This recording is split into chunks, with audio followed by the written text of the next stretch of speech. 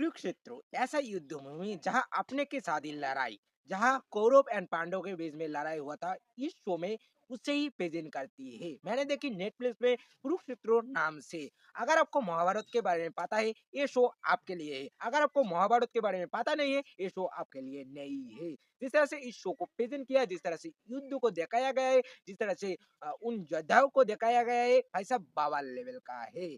एक तरफ है नारायणी सेना, एक तरफ है श्री कृष्ण, और अर्जुन किसे चुनते हैं वो तो आपको पता ही है।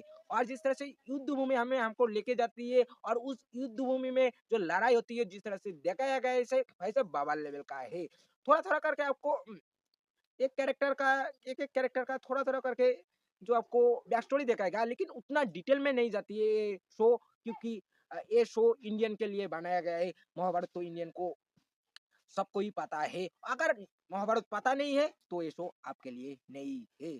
जिस तरह से दिखाया गया इस शो में, भाई साहब बाबा लेवल का है। इसका जो डायलॉग राइटिंग किया वो तो बाबा लेवल का है, क्योंकि डायलॉग राइटिंग जो है उसी वजह से हर कैरेक्टर को पहचाना सकते हो, क्योंकि इस शो का जो हर एक कैरेक्टर है, जो फेशियल एक्सप्रेशन है, वो थोड़ा सा एक जैसे लगते हैं। उधर और भी बेटर हो सकता था, लेकिन डायलॉग राइटिंग की वजह से वो कवर हो जाती है। एनिमेशन टॉप नॉच है। जिस तरह से प्रेजेंट किया वो बाबा लेवल का है।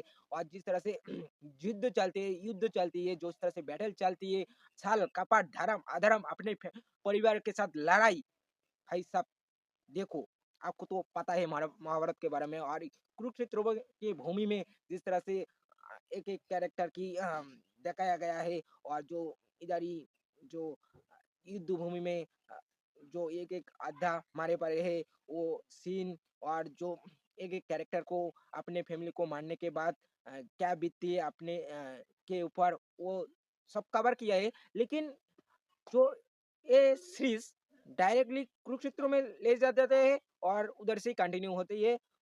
महाभारत के बारे में पता नहीं है तो मत देखो, महाभारत के बारे में पता है तो डेफिनेटली वॉच करो। मास्टरपीस सीरीज है। और जो श्री कृष्ण है, भाई साहब वो जो विश्व रूप दिखाती है, उधर ही आप लोग खड़े हो जाओगे। आप लोग मोबाइल में देखो, लैपटॉप में देखो, कंप्यूटर में देखो, जहाँ देखो उस सीन में आप लोग खड़े हो जाओगे। और जो बड़ा सा चक्र लेके वो सीन, भाई साहब अगर ये सारी सीन अगर बड़े पर्दे पे होता तो बाबा लेवल का होता। लेकिन नेटफ्लिक्स को पता है, इंडियन को तो महाभारत के बारे में पता है, तो हम लोग डायरेक्टली कुरुक्षेत्र में ले जाएंगे, उधर ही बैटल दिखा देंगे। बस ये शो वही करता है और काम कर जाती है। तो अगर आपने देखी तो कैसी लगी कमेंट करके जरूर बताओ, नहीं देखी तो वॉच करो, आपके लिए ही है ये शो। और जो वो एपिसोड जहाँ अभिमन्यु चक्रव्यूह में घुसते हैं, और उससे बड़े बड़े योद्धा जो काल मारन देती है, वो एपिसोड आप लोग इमोशनली कनेक्ट हो जाओगे। हर एपिसोड आप लोग इमोशनली कनेक्ट हो जाओगे। तो एक एक कैरेक्टर को दिखाया गया है, बाबा लेवल का तरीके से दिखाया गया है, क्योंकि ये महाभारत है।